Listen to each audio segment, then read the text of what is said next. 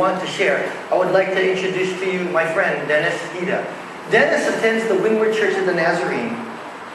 And Dennis is going to tell you a story about how one person can change the world.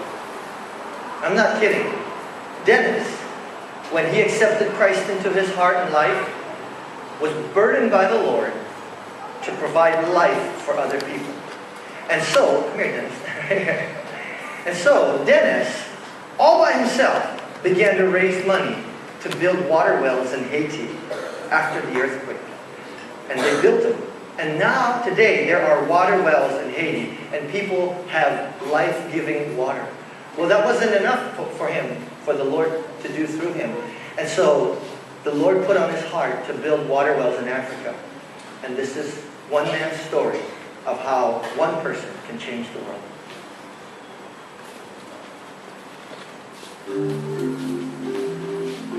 So I'm just going to kind of speak over the video. This video is made by, I'm a member of the Windward Church of Nazarene, and worship leader Will Shine put this video together for me. We presented it at NMI and District Assembly.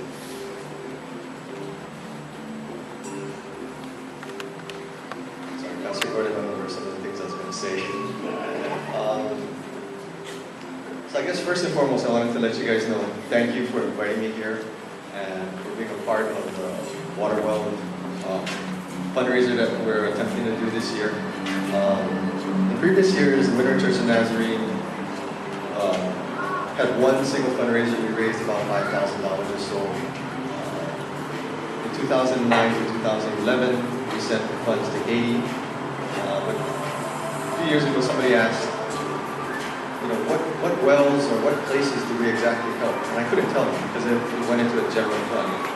But early last year, 2012, the Lord burdened my heart with a place that I've never heard of before. It's a long story, but I think so Burkina Faso is a small landlocked country in West Africa. It actually looks really scary and hazy. There's a lot of cars, bicycles, mopeds, people, animals, children. The roads are very hazardous. And two people made my journey there made it happen. Brother Joseph, who's the DS of the entire country of Burkina Faso. John Watton is the director of Nazarene Compassionate Ministries for all of, that's a terrible picture, sorry. West Africa. It was very hot when I went. In early February, I went for 2 weeks. It was about 95 degrees. Bus rides were very long. First ride I took was 6.5 hours. And then we had to switch to a VW van for another hour and then a moped for about 20 minutes. These are some of the towns you kind of drive through. It's very dirty. Most people, when we roll the bus, whenever you get snacks and stuff, you have a little plastic bag and people just toss it out the window. VW bus. I realized later the smell I smelled, I think people burned rubbish. But I didn't see too many fires and whatnot. But it's a very not super people. Sorry. The main city of Ouagadougou, perhaps half the roads were paved. So most places where I was, it was dirt roads. I arrived like at 5 o'clock in the afternoon. I was kind of scared when Joseph and John said, "Hey, you want to go out for dinner?" And it was pitch black. There's no street lights. Rocks all over the road. I was tripping everywhere, but we went out to eat. This is a video I took at a child development center. So anybody who donates to like Compassion International or the Nazarene Compassion Ministries sponsor children. They're in a place like you had seen where they get educated, they get food, they get taught about the Lord quite a bit. Great people there. All along, I thought this was my thing. I was going there, it's all my thing. But really, I think God really woke me up in Africa. I kind of felt really good about myself when the DS there said, just the fact that you're here is just as important to these people that you're building water wells. But I didn't quite understand what they were saying. And I understood later when the people there, I got a chance chance to talk with everybody, and their leadership had a chance to talk to me, and that's a cool thing. The wells, we actually only have little handholds, and the wells we're digging goes down to at least 100 to 150 feet. And there are men here. These are all done by hand, by the way. I don't know if you can see it too. These things are perfectly round. And that man coming up, I thought would be huge because his arms and legs look so long, but he was all of this tall. But if you can imagine, one fall and you're pretty much severely injured, if not dead. And the well where we're digging is out in the middle of nowhere. And when I say nowhere, there's nothing out there. I saw people walking, and I had no idea where it came from because we had been traveling for hours, and I didn't see any real towns anywhere. Basically, they had little family surroundings. They had like walls, little mud buildings, and that was about it. This is one of the better churches I've seen because it has cement floors. The other churches I saw, the 3 well sites were all just dirt floors, brick walls, maybe 20 feet by 10 or 12 feet. That was it. They got 30 people in there, and this video doesn't do it justice. This music was so loud, my head actually was feeling like it was going to break. Really cool stuff. Anyway, getting back to my story not about me, it's all about God. One of the leaders there, the reason why they were excited that I had come, that somebody had come from so far away was that they knew God to a level that I never knew. They knew that God had sent me. On my journey, I just kind of try and follow what God is telling me to do. I just kind of keep going here and there. And they recognized that. And they said, for them, they're so humble. They were so appreciative that God had sent somebody from across the world just to visit them, just their little village. And the villages are very, very little. And this little outtake here is just kind of crazy, but there were chickens walking around, a pig about this big, walked right by when I was talking. It was kind of weird. And this is a little sponsored child of a person that I'm acquaintance with. So last year, our $5,000 went to 3 wells, and I just wanted to toss out some numbers to you guys. So the 3 wells that our church fundraised for will support. Well, the church membership is about 30 adults in the first site, 27 in the second one, about 55 to 60 children. And the last site, about 40 adults and about 10 children. But the people who will use the wells, so the people of the village and whatnot, the numbers are kind of staggering because the numbers I got was 200 to 600 families at the first site. The second site, I didn't get a family count, but there's a village of 5,000 people. And the last site, about 500 families were using this. To put that in perspective, I was told an average family size was between 6 to 8 people. So our $5,000 funds that we sent could benefit between 4,000 to 13,000 people. So, but while I was there, the zonal leader for Honolulu, who was in charge of pretty much this blue area, what he told me was that in that area alone, there's a need. Well, the blue area is the areas he's responsible for that's still in need of water. If you can't kind of tell, but there's like 3 or 4 little areas that are not colored in. Those places are the places that are okay. So by far, most of his area is in desperate need of water. And he already told me of 10 sites that need water. So the goal I have, I'm trying to raise about $45,000 because I was told it costs $4,500 for a well. Those of you who are good at math are thinking $105,000 for 3 wells. You pay only for the digging. So what's going on right now is they have to case the wells, they have to put cement on the insides, and have to cap it and put a pump. But once that's done, we're fully functional. Between that time, they'll just be using buckets and ropes. And really, to put in perspective what they have, villages, I saw cooking pots and clothes. I saw nothing else. If families had a donkey, that was an incredible blessing because they could load the donkey up, they could travel the roadside if they have to get anywhere.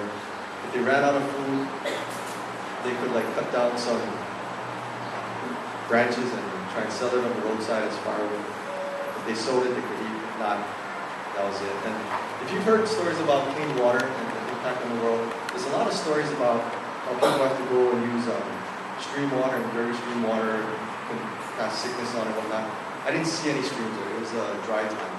So I saw wells there, but not many. And if you put it in perspective, imagine having to walk, I guess, to little past the stadium to get some water to bring home to your family to cook.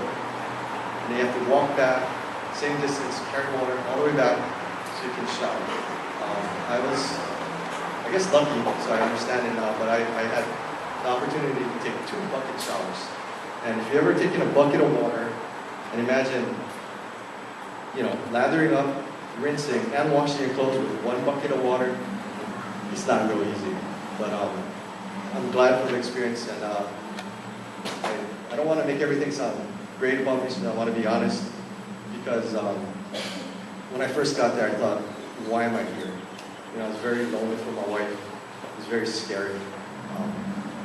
But when we talk about blessings, I consider myself way more blessed for doing this, for stepping out, than I don't regret the trip at all. Financially, it was a bit of a burden, but I'm incredibly amazed at how God is having people step up. Pastor Gordon and Pebble Beach is also supporting. I'll be speaking there next week. Honolulu Naz is going to join in. And I think there's a total of 7 churches involved this year, whereas before it was only 1 church. So again, I'd like to thank you and just encourage you all, that if you hear from God, if you seek God, and you hear Him talking to you, and you're afraid, just try it, just stick to it, because that's all I did. There's another video I'd like to share with you. Bonjour. Vous avez le bonjour de nos frères et sœurs de Burkina Faso. Nous venons ce matin avec des actions de grâce pour nos frères et nos sœurs de l'église Moïse, de l'église du Nazarene à Hawaï. Nous sommes là pour rendre grâce à Dieu, pour vous et pour votre foi, parce que vous avez pensé à nous, vous avez pensé à vos frères, vous avez pensé à vos sœurs et à nous donnant de l'eau. Laissez-moi vous dire merci. Merci pour ce que vous avez fait. Merci pour votre générosité. Vous êtes un bon peuple pour nous. Nous rendons grâce à Dieu pour votre vie. Vous nous avez donné jusqu'à 3 tours. C'est beaucoup. Nous ne nous attendions pas à ça. Mais que le Seigneur vous bénisse pour ce que vous avez fait. Chez nous, on dit, l'eau, c'est la vie. Et l'eau, c'est de l'or pour nous. Parce que nous sommes dans des pays sahéliens. Et il nous manque de l'eau. L'eau est une vie. C'est pourquoi je vous dis merci. Vous nous avez pas seulement donné de l'eau. Vous nous avez donné la vie. Et laissez-moi vous dire, vous nous avez pas seulement donné la vie, vous nous avez donné le ciel. Parce qu'à travers l'eau, les gens sont déjà venus témoigner qu'ils vont accepter Jésus-Christ. Parce que c'est le Dieu de miséricorde. C'est le Dieu de la compassion. Vraiment, je suis touché par votre geste. Que Dieu vous bénisse. Merci aussi, parce que vous n'avez pas seulement donné l'argent pour creuser cette eau. Vous avez fait encore un effort pour envoyer un de nos frères qui a été une grande découverte pour nous. Découverte pour mon peuple, découverte pour le peuple de Dieu, découverte pour les chrétiens du Burkina Faso.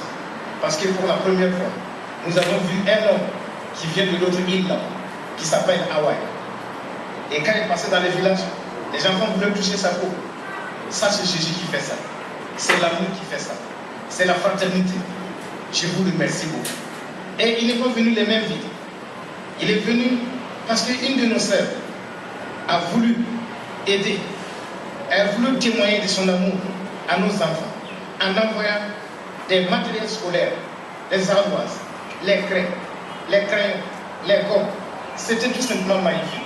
J'espère que le frère Denis vous a déjà montré certaines des images que les enfants nous ont entourés en train de prendre ces choses. Mais laissez-moi vous donner un témoignage sur ce que ce petit cadeau a donné.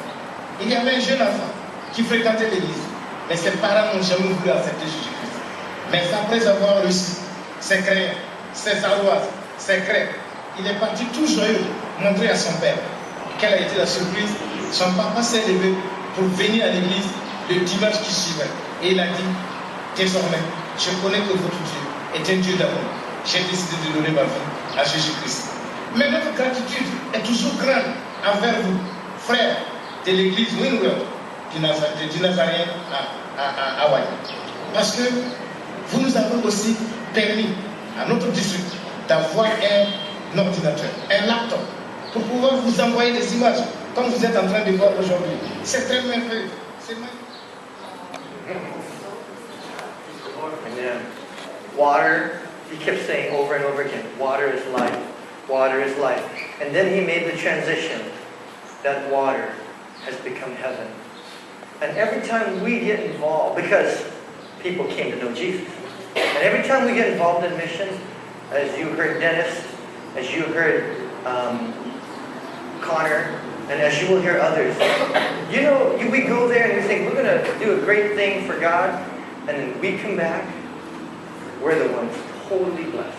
We're the ones whose life was impacted and completely changed. And there's even more coming today, so I'm excited to tell you that there are more people sharing. Sharon, where's Sharon? She's right there.